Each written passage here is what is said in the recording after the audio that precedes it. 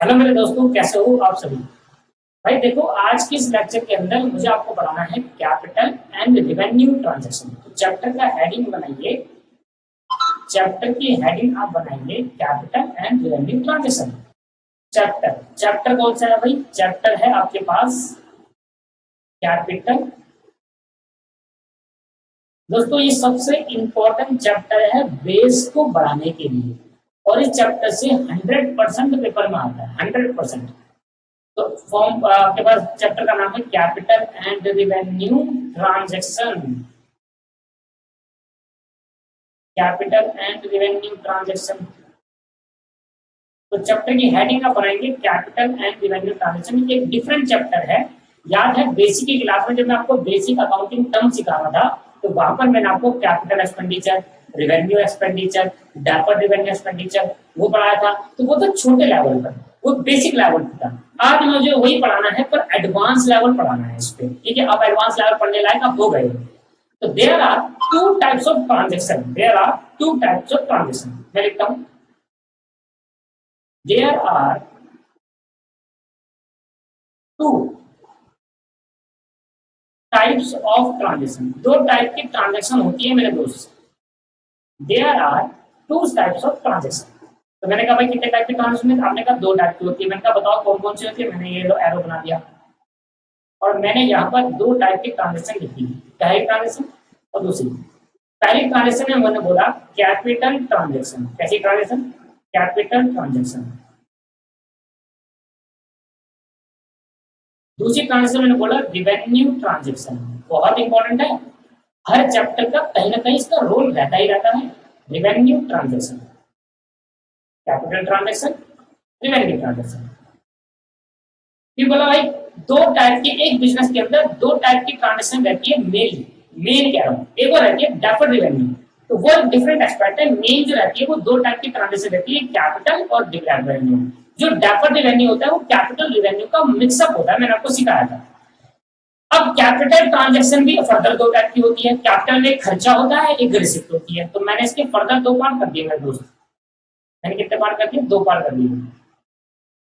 मैंने कहा कैपिटल में भी दो टाइप की ट्रांजेक्शन होती है।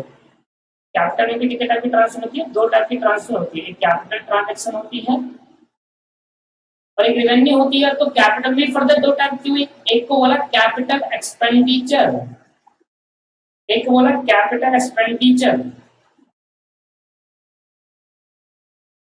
एक को बोला रेवेन्यू एक्सपेंडिचर। ओह, एक को बोला कैपिटल रिसिप्ट। कैपिटल के अंदर बात करें ना, तो एक को बोला कैपिटल एक्सपेंडिचर, एक को बोला कैपिटल रिसिप्ट, एक को बोला रेवेन्यू एक्सपेंडिचर, एक को बोला रेवेन्यू एक्सपेंडिचर, एक को बोला रेवेन्यू रिसिप्ट। बस इस चैप्टर के अंदर यही चार बातें पढ़नी है। Capital expenditure, capital receipt, revenue expenditure, revenue receipt, और लास्ट में एक बात और पढ़ाऊंगा डेफर्ड रेवेन्यू एक्सपेंडिचर। ठीक है, चलो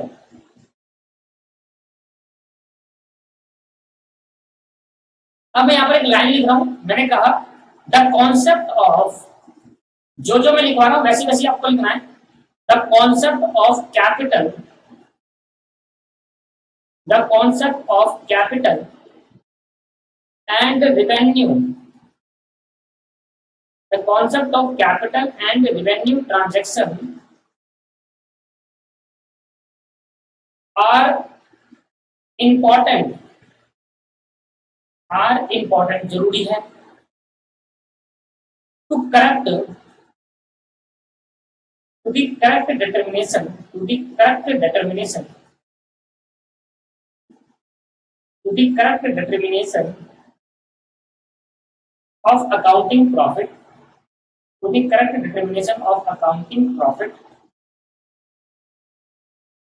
accounting profit or loss, accounting profit or loss।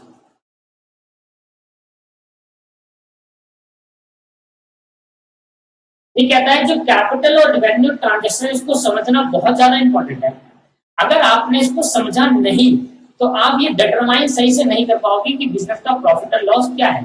अगर आपको बिजनेस के प्रॉफिट और लॉस को सही डिटरमाइन करना है, सही निकालना है, तो आपको कैपिटल और रिवेन्यू एक्सपेंडिचर, कैपिटल और रिवेन्यू रिसिप्ट, मतलब मेनली बोला जाए तो capital transaction and revenue transaction को ढंग से पढ़ना है।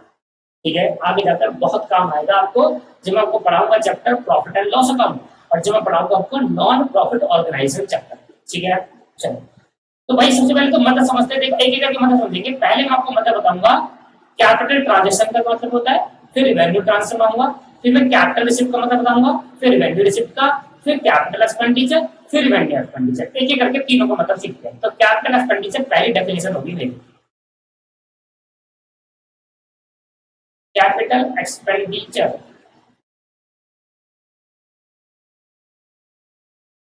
कैपिटल एक्सपेंडिचर मेरी डेफिनेशन होगी first.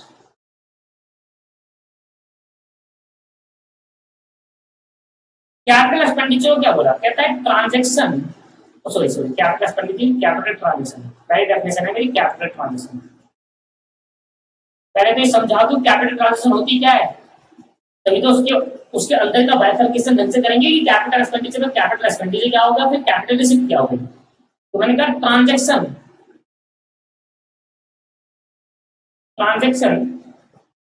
Having long term effect, having long term transaction having long term effect, transaction having long term effect are known as capital transaction, are known as capital transaction. मतलब capital transaction word आते ही चाहे वो receipt हो चाहे वो expenditure हो, capital transaction word सुनते ही आपको इस माइंड में हिट करना चाहिए, कैपिटल ट्रांजेक्शन वो ट्रांजेक्शन होती है जो लंबे टाइम को इफेक्ट करती है, लॉन्ग टर्म इफेक्ट देती है। अब ये लॉन्ग टर्म इफेक्ट है, तो ये है हमारी मेन जो की पॉइंट है इसका, लॉन्ग टर्म इफेक्ट। तो ये जो मेन की पॉइंट है वो है लॉन्ग टर्म इफेक्ट।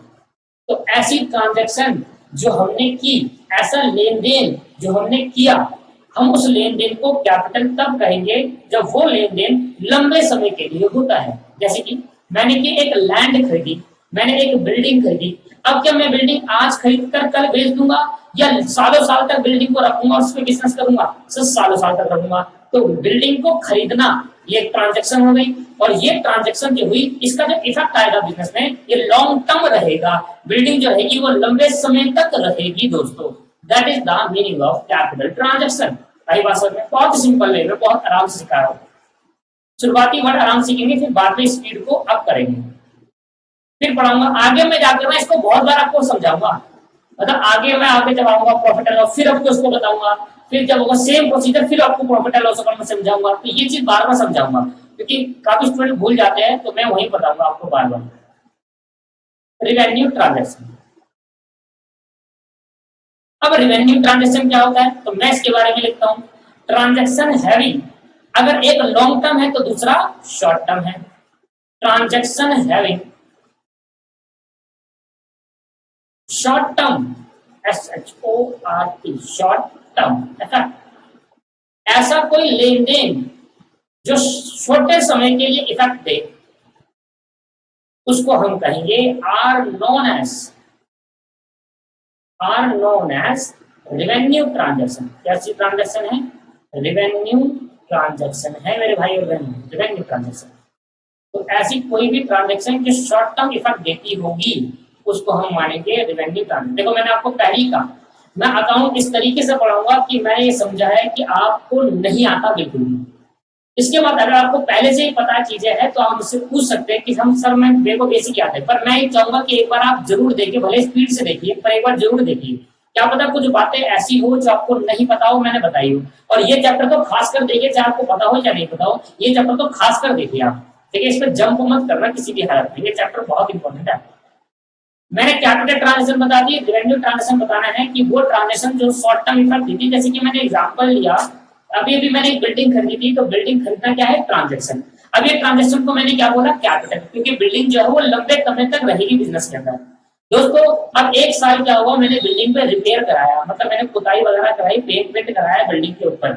अब दोस्तों मैं पेंट कराऊंगा तो वो पेंट के लंबे समय तक रहेगा नहीं, वो समय तो एक साल रहेगा, दिवाली में फिर अगली दिवाली फिर पेंट कराना पड़ेगा, है ना, ये रहता है। हर साल नए नए रिपेयरिंग करानी पड़ती है बिल्डिंग के अंदर, पेंट खराब हो जाता है तो पेंट करा लेते हैं, तो रिवेन्यू ट्रांजेक्शन।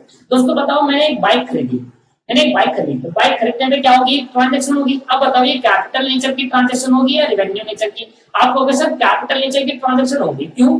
क्योंकि जो बाइक आप खरीदोगे वो एक साल नहीं रहेगी, एक साल से ज्यादा के लिए रहेगी, तो लंबे समय तक के लिए रहेगी। अगर मैं शॉर्ट टर्म की बात करूं तो शॉर्ट टर्म का मतलब है विद इन 1 ईयर, और लॉन्ग टर्म का मतलब है मोर देन 1 ईयर। तो मीनिंग ऑफ शॉर्ट टर्म, तो मैंने यहाँ पे लिखा शॉर्ट टर्म।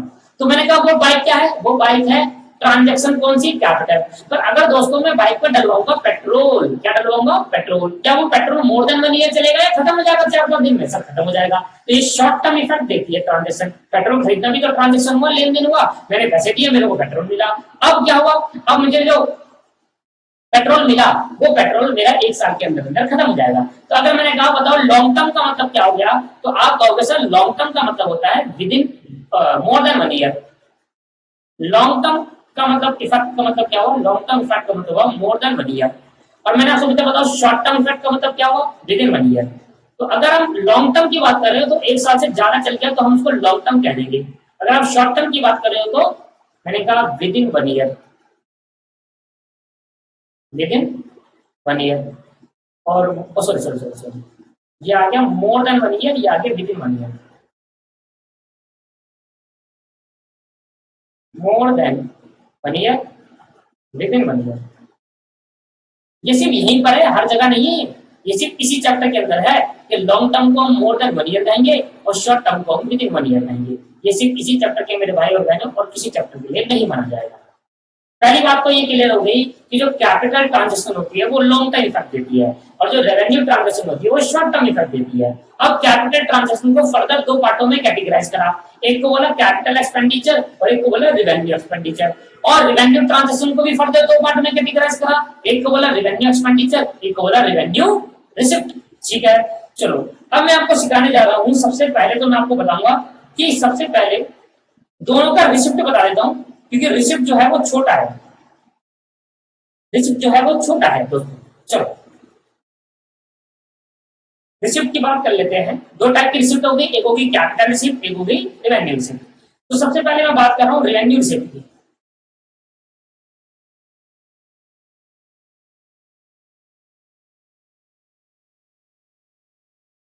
लो भाई लिखना रिवेन्यू रिसिप्ट, फिर बाद में आऊंगा कैपिटल में। पहले मैंने बात कर ली रिवेन्यू रिसिप्ट की। अब रिवेन्यू रिसिप्ट क्या होता है उसके बारे में लिख लेते हैं। द रिसिप्ट, रिसिप्ट और इनकम, रिसिप्ट का मतलब क्या हो गया, इनकम हो गया। तो मैं लिख देता हूँ द रिसिप्ट बोल लो और इनकम बोल लो। द रिसिप्ट और इनकम विच आर रिसीव्ड, जो कि मिली, which are received, which are received by the business organization, which are received by the business organization, which are received by the business organization, which are received by the business organization in the course of, in the course of, in the course of, in the course of normal activities, in the course of normal activity are called revenue receipt। अब ये sir normal activity क्या होती है, अगर मुझे ये समझ में आ गया ना नॉर्मल एक्टिविटी क्या होती है, तो मुझे पूरा रिवेन्यू रिसीप्ट आ जाएगा समझ में। तो जो मेन हाईलाइटिंग पॉइंट रहेगा वो रहेगा normal activity, normal receipt, normal activity. ठीक है, रिसिप्ट और income which are received by the business organization in course of normal activity। अगर कोई बिजनेस नॉर्मल एक्टिविटी करता है और उससे कुछ पैसा रिसीव्ड कर लेता है तो उस पैसे को रिवेन्यू रिसिप्ट या रिवेन्यू इनकम मानी जाएगी। दोबारा बोल रहा हूँ, अगर कोई बिजनेस, अगर कोई ऑर्गेनाइजेशन, बिजनेस ऑर्गेनाइजेशन कोई बोल दूं, अगर कोई बिजनेस ऑर्गेनाइजेशन नॉर्मल एक्टिविटी कर कर, नॉर्मल एक्टिविटी करके कुछ पैसा रिसीव्ड करता है, कुछ इनकम रिसीव्ड करता है, कुछ रिसिप्ट रिसीव्ड करता है, उस रिसिप्ट या उस इनकम को रिवेन्यू रिसिप्ट कहा जाएगा। तो रिवेन्यू रिसिप्ट जो कमाई जाती है वो नॉर्मल एक्टिविटी से कमाई जाती है बाय द बिजनेस। अच्छा सर, नॉर्मल एक्टिविटी से होती है, ठीक है। मैंने यहाँ पर बीच में एग्जाम्पल के लिए जगह छोड़ दी और मैं यहाँ पर लिख रहा हूँ अब कैपिटल रिसिप्ट। मैंने ऊपर एग्जाम्पल के लिए जगह छोड़ दी, आप एग्जाम्पल के लिए जगह छोड़ दीजिए, इतना जितना मैंने छोड़ी है। लिखिए कैपिटल रिसिप्ट।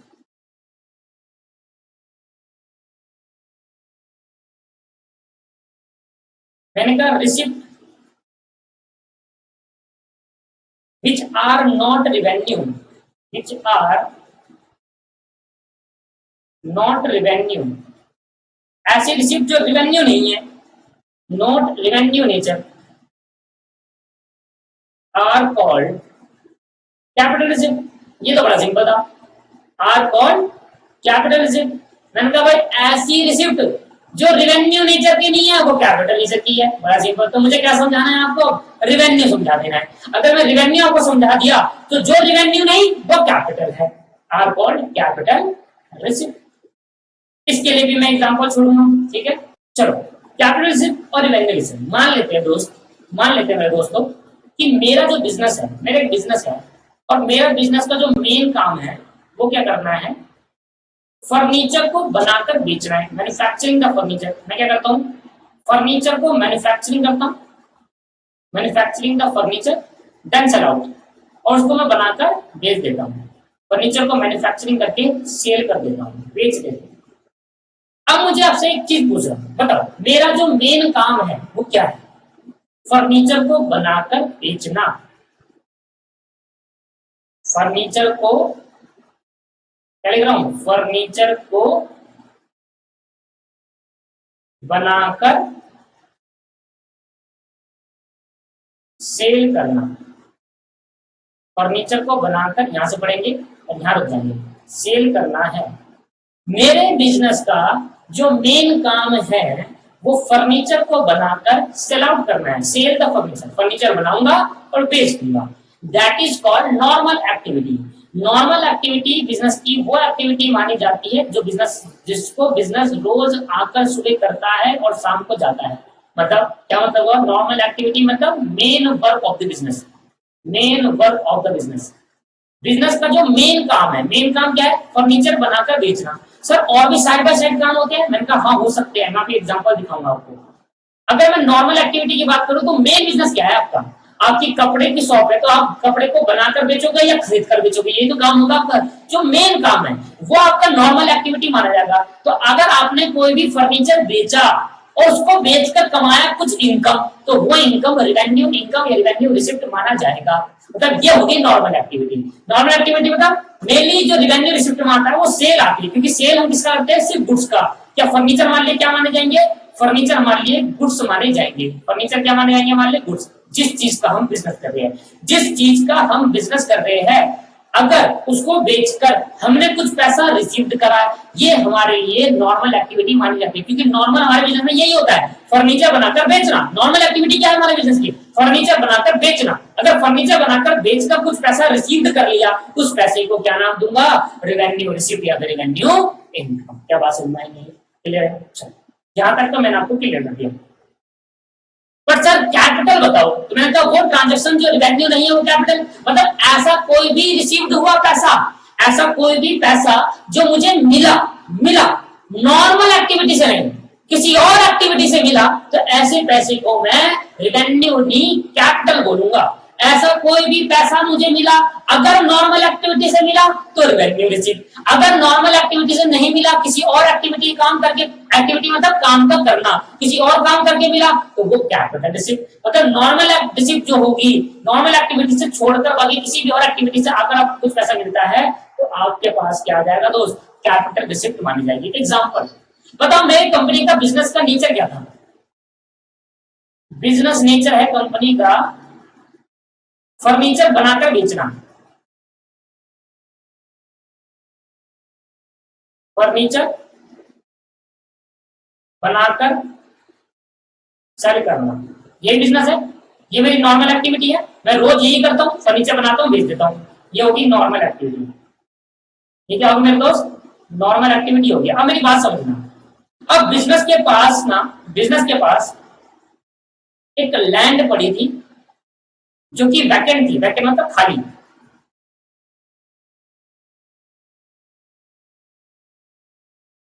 वैकेंट खाली लैंड थी।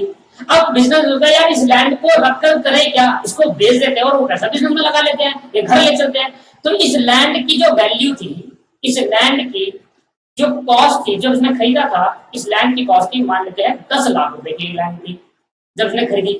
अब इस लैंड को मैंने सेल आउट कर दी, बेच दी, सेल कर दी, और इस लैंड को जब मैंने बेची वो 20 लाख रुपए की बेच दी। अब बताओ क्या मुझे रिसिप्ट हुआ या नहीं हुआ, क्या मैंने कुछ कमाया या नहीं कमाया, बताओ कमाया, क्या कमाया बताओ, इनकम बताओ, इनकम, इनकम जो कमाई मैंने कमाई 20 लाख की बेची और 10 लाख कॉस्ट हटा दी, तो मैंने 10 लाख रुपए कमा लिए, तो मेरी जो रिसिप्ट होगी वो 10 लाख की हो गई। अब मुझे बताओ क्या मेरा मेन काम लैंड बेचना था या नहीं, सर नहीं, मेन काम तो फर्नीचर बनाकर बेचा था, लैंड तो पड़ी थी तो बेच दी, लैंड पड़ी तो बेच दी, क्या मेरा मेन काम प्रॉपर्टी डीलिंग का था, लैंड बेचना, बेचना खरीदना मेरा बिजनेस है, या फर्नीचर बेचना खरीदना मेरा बिजनेस है, सर फर्नीचर खरीदना मेरा बिजनेस है। अगर मैं फर्नीचर खरीदना बेचना मेरा बिजनेस है तो वो मेरे लिए नॉर्मल एक्टिविटी है, पर मैंने लैंड बेचकर कमा लिया, अभी क्या हो गई, ऐसी रिसिप्ट को कैपिटल रिसिप्ट कहा जाता है। अब समझ में आया क्या होता है कैपिटल रिसिप्ट, तो ये मानी जाएगी क्या कैपिटल रिसिप्ट, क्योंकि लैंड बेचना मेरा नॉर्मल एक्टिविटी बिजनेस नहीं है, मेरी नॉर्मल बिजनेस नहीं है, लैंड बेचना मेरा काम नहीं है, मेरा काम तो फर्नीचर बेचना है। फर्नीचर के अलावा अगर मैंने कोई और चीज बेच दी और से मैंने कुछ अर्न करा तो ये मेरे लिए कैपिटल रिसिप्ट मानी जाएगी। आई बात समझ में आए, क्लियर है या नहीं है, क्लियर है, ओके। यहां तक अगर आपको क्लियर हो गया तो मैं आपको कुछ एग्जांपल्स देना चाहता हूं कि आप मुझे बताओगे कि कौन सी कैपिटल रिसिप्ट है और कौन सी रिवेन्यू रिसिप्ट। अब मैंने आपको समझा दिया, अब मेरे को आप एक एक करके मैं बोलूंगा, आप मुझे बताना सर ये कैपिटल है ये रिवेन्यू है, आप कैसे बताओगे, मैं समझ लूंगा, आपके दिल की बात समझ लूंगा, मैं टेंशन मत लूंगा। एग्जांपल्स ऑफ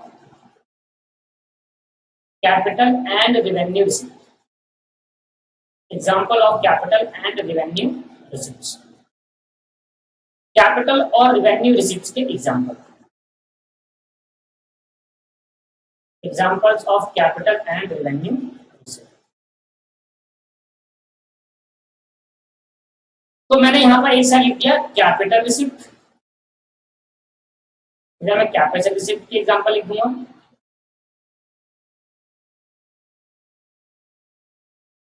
और इधर मैं लिखूंगा रिवेन्यू रिसिप्ट की एग्जांपल।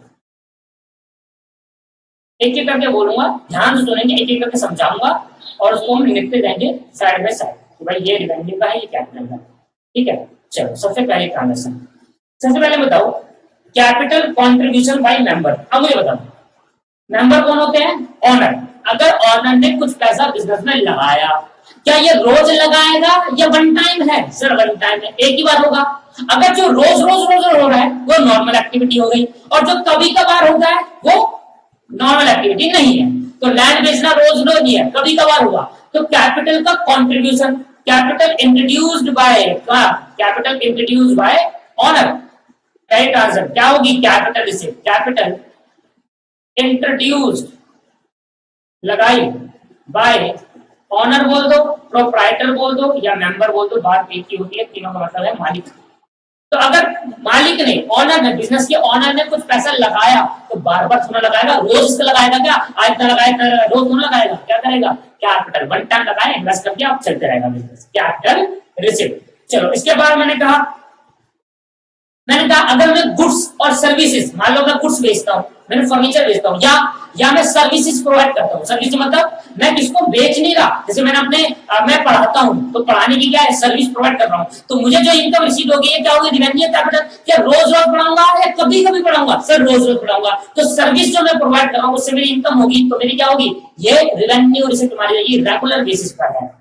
तो अगर मैं सेल ऑफ गुड्स करता हूँ, सेल ऑफ गुड्स, फर्नीचर बनाकर बेचता हूं तो मेरी रिवेन्यू रिसिप्ट, या सर्विसेज, जरूरी नहीं है मैं गुड्स बेच रहा हूं, मान लो अमेज़न क्या दे रहा है, ओला उबर क्या दे रही है, अपनी सर्विसेज दे रही है, हमारी नहीं तुम्हारी क्या है, ये रिवेन्यू रेगुलर काम है, ओला का सर्विस देना, इधर उधर करना, तो अमेज़न की सर्विस देना, ये सब क्या है दोस्तों, रिवेन्यू रिसिप्ट मानी जाएगी, क्लियर है। तो सर्विस का मतलब क्या है, गुड्स ना बेचकर कुछ प्रोवाइड करना, ठीक है, दैट इज कॉल्ड सर्विस। आया इसको पैरा लिख लेते हैं। इसके बाद दूसरा पॉइंट है share capital contribute by shareholder। दोस्तों share capital contribute share by shareholder या मेंबर। देखो शेयर होल्डर वो पर्सन होते हैं जो किसी कंपनी के शेयर को खरीदते हैं। मैंने अगर इस कंपनी के शेयर मतलब क्या होते हैं, वोटिंग राइट्स, अधिकार खरीदे किसी कंपनी के। एक कंपनी आपकी कंपनी, आप करो भाई मैं अपने अधिकार बेच रहा हूँ, मुझे पैसे की जरूरत है, मैं अपने इतने अधिकार बेच रहा हूँ। अधिकार मतलब 20% शेयर आउट कर रहा हूँ अपने राइट्स, ठीक है। अब मैंने कहा अब आपके पास आपकी कंपनी, अब मैंने वो 20% खरीद लिया तो मैं बन गया शेयर होल्डर, क्योंकि आपकी कंपनी के हिस्सा खरीद लिया, शेयर खरीद लिया 20%। अब आपकी कंपनी को जितना भी प्रॉफिट होगा उसका 20% हिस्सा मेरा होगा, that is called share.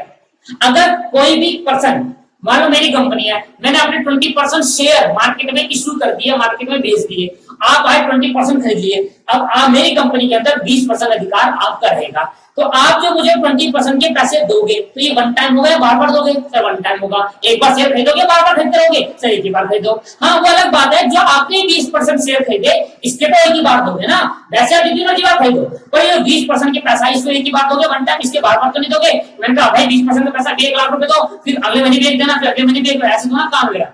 Share issue करना कंपनी के लिए वन टाइम रहता है, एक ही बार शेयर इशू करके बार बार नहीं करती दोस्तों, ठीक है। तो शेयर कैपिटल क्या होता है? जो पैसा आपने मुझे दिया शेयर खरीदने के लिए, तो मेरे पे क्या है? कैपिटल, और वो भी किस नाम की? शेयर खरीदने के वक्त आई, शेयर कैपिटल। आई बात समझ में? तो ये भी वन टाइम रहता है दोस्तों, क्लियर है? नहीं है? दूसरा, अगर मैंने किसी से सप्लायर है कोई, अगर उस पर्सन से मैंने कुछ सामान खरीदा, रोज खरीदता हूँ सामान, में क्या करता हूँ रोज, मेरा कपड़े का बिजनेस बनाकर है तो मैं कपड़े खरीद कर लाता हूँ, अपने शॉप में बेच देता हूँ, फिर लाता हूँ बेच देता हूँ। जब मैं खरीदने जाता हूँ कपड़े तो मेरा रेगुलर काम है कपड़े खरीदना। अब रेगुलर काम है तो उसने मुझे डिस्काउंट दे दिया, या उसने मुझे कहा कि भाई ये कपड़े बिकवा दिए, मैं तो कमीशन दूंगा। तो कमीशन और डिस्काउंट भी क्या होगा? एक तरह का नॉर्मल है, भाई रोज जाओगे कपड़े ले जाओगे तो वो डिस्काउंट देगा आपको, तो क्या होगा? डिस्काउंट और कमीशन आ जाओ normal. Discount commission receive, discount commission receive. तीसरा, लोन ले लिया आपने, लोन फ्रॉम बैंक।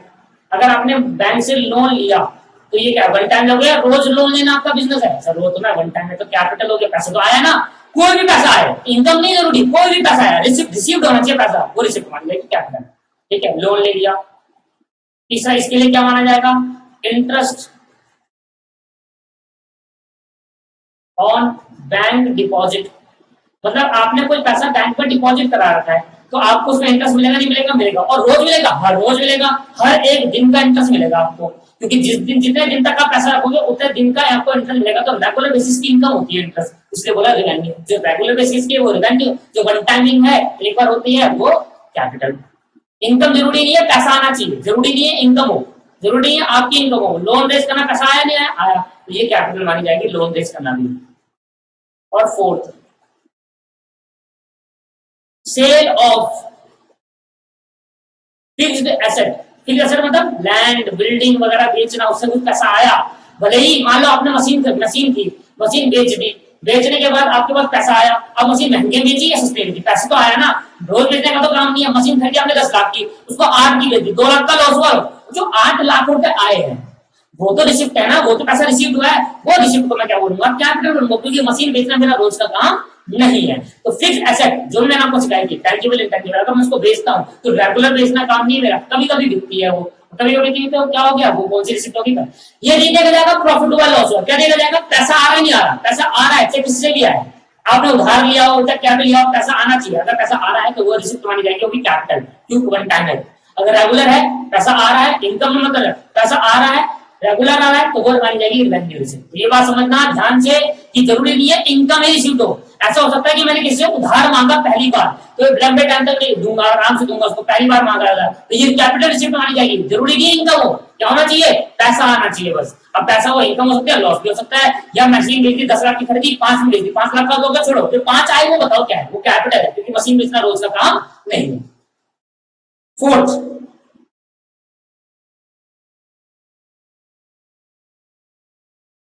आगे दोस्तों फोर्थ आपके पास है सेल ऑफ ओल्ड न्यूज़पेपर। आगे जो मैं बता रहा हूं ना न्यूज़पेपर, ये सारी बातें जो आगे बताऊंगा, जैसे कि बहुत सारे सब्सक्रिप्शन रिसीव करना है, ये सभी ये ना एनपीओ चैप्टर है, एनपीओ तो एनपीएफ चैप्टर है, वहां जाकर आपको समझ में आएगा, अभी आपको क्लियर नहीं होगा। मैं लिख देता हूँ यहाँ पर क्या क्या है। सब्सक्रिप्शन आपको भी क्लियर नहीं होगा, जिसने एनपीओ पढ़ रखा है उसको क्लियर होगा, जिसने नहीं पढ़ा वो क्लियर होगा, कोई बात नहीं। जब आप एनपीओ पढ़ोगे सारी बातें क्लियर होगी, वहां मैंने डिटेल में कराया होगा ये सब्सक्रिप्शन, डोनेशन, जनरल डोनेशन। कौन सा डोनेशन? General donation. अब ये सारी बात आपको समझ नहीं आएगी, बस आप लिख लो, मैं बता रहा हूँ, एनपीओ समझोगे समझ में आएगा। यहाँ जनरल डोनेशन आएगा, मैं अभी कुछ नहीं बता सकता इसके अंदर, बिल्कुल नहीं बता पाऊंगा क्योंकि एनपीओ नहीं पढ़ा रहा मैं। हाँ, अगर एक पेपर में आया अभी के लिए थोड़े टाइम के लिए रख लो, बाकी बात मैं आपको गारंटी कह रहा हूँ, आपको समझ में आएगा, आएगा आपको समझ में। वहां मैंने फिर बताया है कि रिवेन्यू है, ये स्पेसिफिक कैपिटल है, ये रिवेन्यू कैपिटल एनपीओ चैप्टर में ही बताया है, और यहाँ पर भी लिख लो एक बार, कोई दिक्कत नहीं आ रही।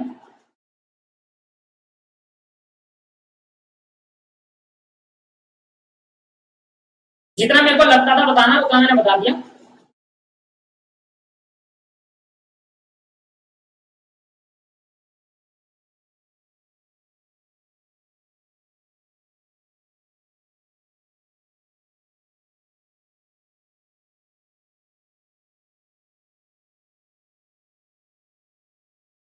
पांचवा यहाँ पर लिख लेते हैं,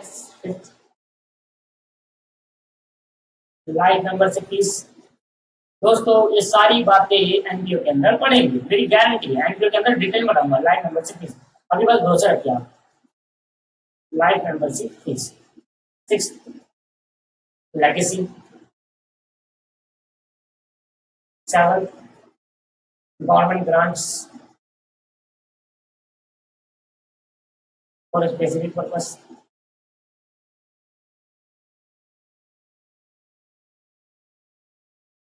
government grant for specific purpose, 8 donation for specific purpose, मतलब स्पेसिफिक डोनेशन, इसको लिख सकते हैं specific donation.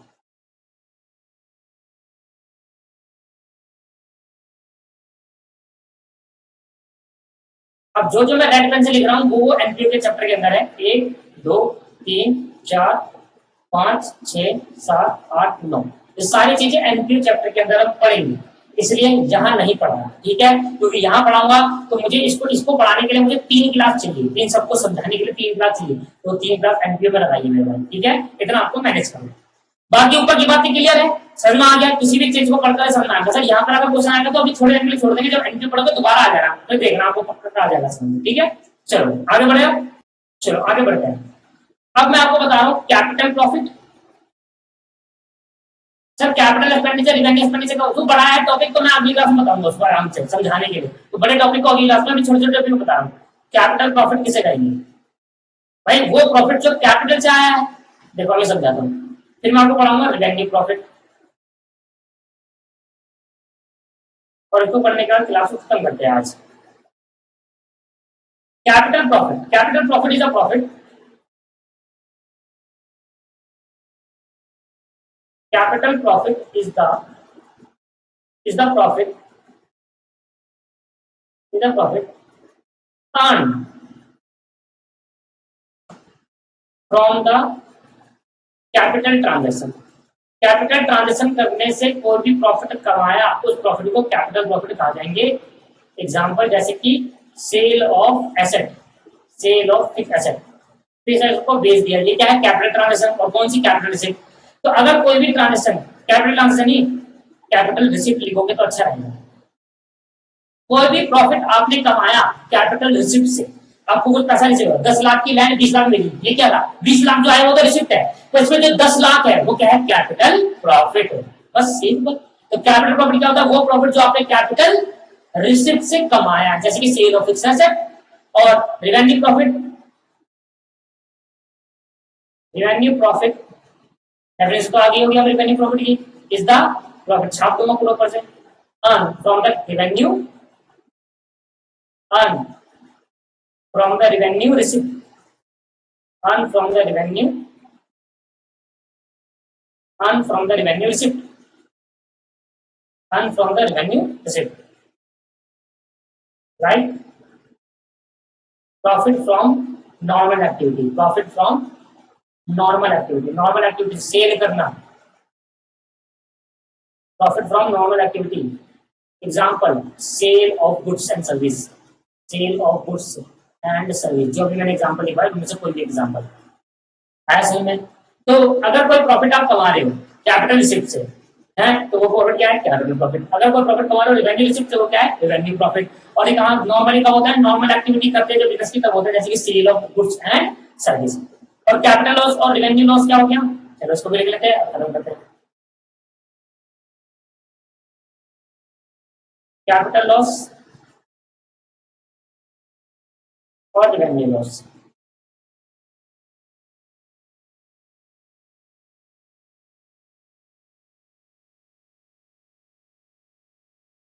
The loss suffered by the company,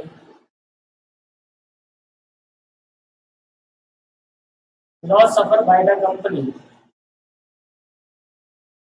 loss suffered by the company on the sale of fixed asset, on the sale of fixed asset, loss suffered by the company on the sale of fixed assets, on the sale of fixed asset is called the loss, is called capital loss।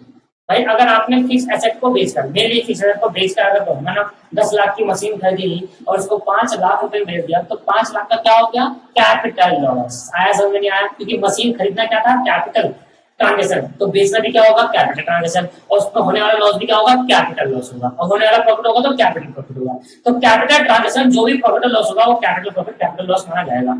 और the loss suffered by the company,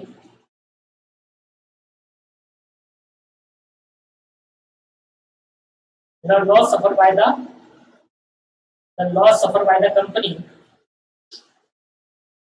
by the business from the normal activity, from the normal लिख लो या ordinary, ordinary मतलब होता है normally, ordinary मतलब ordinary activity जो normally चलती है बिजनेस की एक्टिविटी, नॉर्मल एक्टिविटी या लिख दो, और नॉर्मल कॉस्ट ऑफ बिजनेस, इसको ऐसे लिख सकते हैं, या नॉर्मल एक्टिविटी लिख लो या नॉर्मल कोर्स ऑफ बिजनेस भी ले सकते हैं। मतलब आपने कोई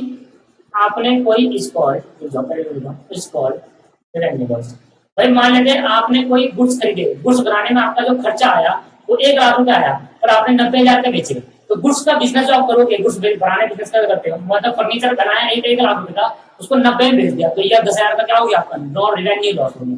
क्या होगा लॉस, रेवेन्यू लॉस होगा, क्योंकि ये आपका गुड्स फर्नीचर बनाकर बेचने वाला बिजनेस था। अगर जो चीज आप बनाकर बेचते हो, आपको जो गुड्स है, गुड्स को बनाकर महंगे बनाया सस्ते में बेच दिया, तो आपका लॉस होगा, वो लॉस रेवेन्यू लॉस माना जाएगा। टॉपिक आगे ये क्या कवर करने हैं, आगे टॉपिक टू बी कवर मैंने लिखा है यहाँ पर, रिमेनिंग टॉपिक लिख देता हूँ, अगली क्लास में करेंगे स्टार्ट रिमेनिंग टॉपिक। एक तो मुझे सिखाना है कैपिटल एक्सपेंडिचर, ये सिखाना है मुझे आपके पास पहला, मैं आपको सिखाना है, ये आपको नहीं लिखना, ये मैं लिख रहा हूँ, ये आपको नहीं लिखना, रिवेन्यू एक्सपेंडिचर। तीसरा मैं आपको पहले भी समझा दूंगा, मैं डिटेल में समझाऊंगा। तीसरा आपके पास rule for determining capital expenditure, capital expenditure, और fourth rule for determining revenue expenditure. मतलब कैपिटल एक्सपेंडिचर कैसे पता चलेगा कि कौन सा खर्चा कैपिटल है, ये तो पेपर में आएगा कि आपको खर्चा दे रखा होगा, बताओ कैपिटल रेवेन्यू, तो इसके लिए रूल बताने पड़ेंगे। तो पहले तो डेफिनेशन सीखेंगे दोनों की, फिर उसके बाद रूल्स पाएंगे अलग से, ठीक है, रूल्स अलग से सीखेंगे। रूल्स फॉर कैपिटल एक्सपेंडिचर कैसे डिटरमाइन करें कैपिटल एक्सपेंडिचर है, उसके रूल्स पढ़ेंगे, तो कब इसके अंदर कैपिटल आ जाएगा, और रूल्स फॉर रेवेन्यू एक्सपेंडिचर कैसे पता चलेगा रेवेन्यू एक्सपेंडिचर है, ठीक है। और उसके बाद 6 और 5 डेफर्ड रेवेन्यू एक्सपेंडिचर और इसका rules 6 rules to determine deferred revenue expenditure. इसके रूल्स नहीं है दोस्त, इसके रूल्स नहीं है, इसके रूल्स नहीं है, ये पेपर में आता है कि नहीं है। नॉर्मल अगर इसकी हम डेफिनेशन पढ़ते हैं तो ऑटोमेटिकली समझ में आ जाएगा डेफर्ड रेवेन्यू कौन से खर्चे लंबे खर्चे होते हैं और नेचर रेवेन्यू जैसा होता है। मैंने आपको पहले भी एक बार सिखाया, तो मुझे अगर ये पढ़ा दो तो मेरे चैप्टर कंप्लीट हो जाएंगे, पर इसके अंदर बहुत सारे क्वेश्चन है हमारे बुक के अंदर, तो वो क्वेश्चन मुझे आपको कराने हैं। एक बार मैं दिखाना चाहता हूँ, चलो अगली क्लास में दिखाऊंगा। क्वेश्चन बहुत सारे हैं इसके अंदर, बहुत सारे क्वेश्चन हैं जो मुझे कराने हैं, जो बुक के अंदर है, तो मुझे कराने हैं बहुत, और पेपर में आएगा, बहुत इंपॉर्टेंट चैप्टर है। तो मैंने आपकी क्लास में आज एक बेसिक ओवरव्यू बताया इसको मैंने, और बहुत सारी बातें बताई, छोटी छोटी मैंने बहुत सारी बातें बताई। कुछ बातें मैंने कहा कि बाद में सीखेंगे एनपीए चैप्टर के अंदर, वो भी ठीक है, और मैंने प्रॉपर नोट्स आपके लिए तैयार करे हैं। टाइम लगता है पर प्रॉपर नोट जब बनते हैं तो मजा आता है समझने में, ठीक है। तो आपके मैंने रिमेनिंग टॉपिक बता दिए, तो रिमेनिंग टॉपिक अगली 2-3 क्लास में खत्म करते हैं आगे, और उसके बाद हम सीखते हैं। चलो अगला हम देखेंगे कैपिटल रिवेन्यू में से कुछ और फिर आगे बढ़ेंगे। आज की किताब को यही समाप्त करते हैं। Thank you very much, bye bye. अब मिलते हैं अपनी कल नेक्स्ट क्लास के अंदर। Thank you very much, bye.